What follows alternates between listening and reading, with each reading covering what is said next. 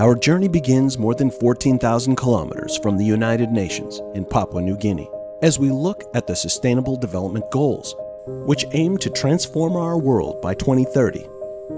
The 17 goals were adopted at the UN General Assembly by 193 member states in 2015. The objective: produce a set of universal goals that meet urgent social, economic, and environmental challenges facing the world. What makes these goals different? Each goal is dependent on the other goals. These goals are universal, integrated, and transformative. The last goal focuses on the importance of partnership between the government, the UN, development partners, civil society, faith-based organizations, youth groups, communities, and the private sector. Despite the many challenges of life in Papua New Guinea, the government and people of PNG are making great efforts toward the SDGs. Progress will be made only if we work together. We begin with one woman working tirelessly to feed her family. Her name is Susan, and today Susan is in a field tending to her crops as her husband fishes nearby in the ocean. For Susan, her 4 daughters, and husband, their crops are at risk as the sea level rise affects the salt level in the soil. This means less access to a variety of food and a greater risk of stunting for her daughters. Susan says she's seen a rise in the sea level and also in the sea temperature here. There are fewer fish, she says. There is no reliable transport infrastructure here either, so the family often skips going to health facilities, even though malaria is rampant. Children are often delivered at home without acknowledging the risk. Two to 3 hours. Making matters worse, diarrhea is common here, as proper sanitation practices are rare.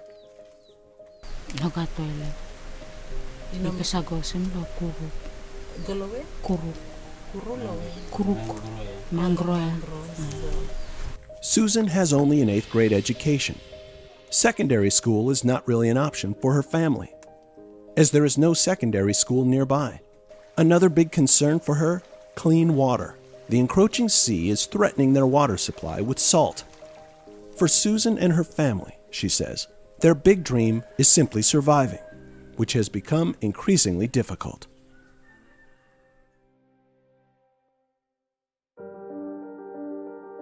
Moving to Enga Province, we meet Benny Pundi, a subsistence farmer with 2 wives and 6 children. Health problems are common here because the nearest hospital is far away.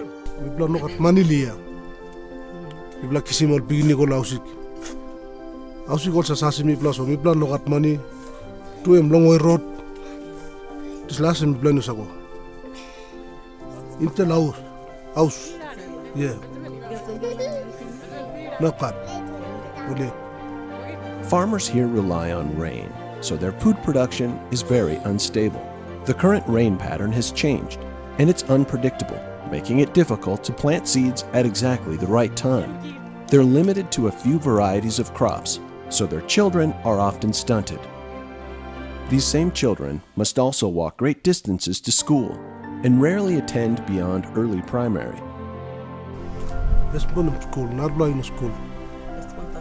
Yeah. School close to you. There's a school of Muripia.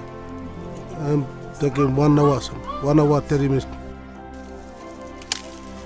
All of the children help work in the fields. There are no close markets to sell their produce, so everything they grow, they eat. They have no source of outside income.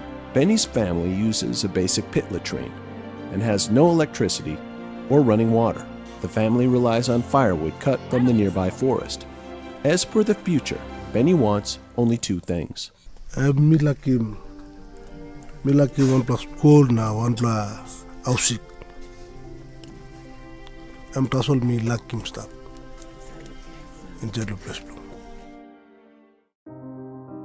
And finally, we move to the capital of Port Moresby and the 5-mile settlement.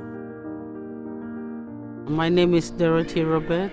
My age is 39 and I have 6 children. Dorothy runs a small food stand she sets up outside her house each morning. I made my barbecue, selling drinks, sausages, sometimes selling betel nuts.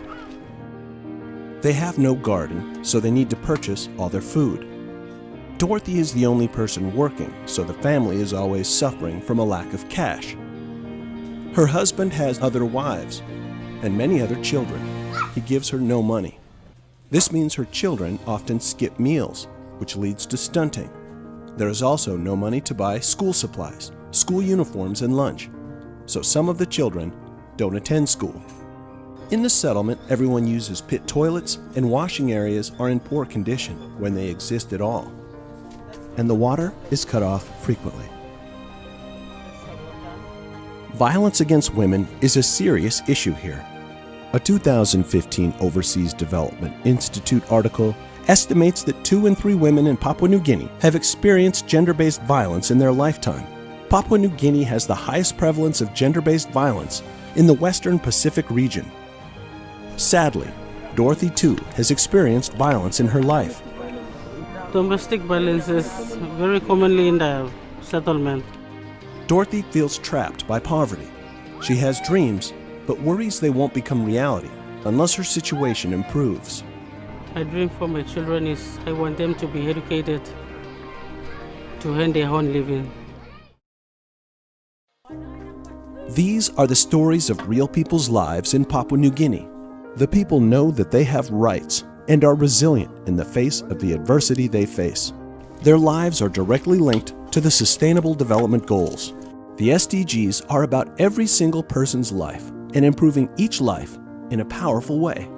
Betterment of a nation starts with the betterment of one person's and one family's life. The SDGs are the milestone for 15 years. 15 years is an accumulation of days. When you live a life, you live a day. So each single day is important if we want a change. Time alone cannot bring us a change. We are the ones who can and must bring that change.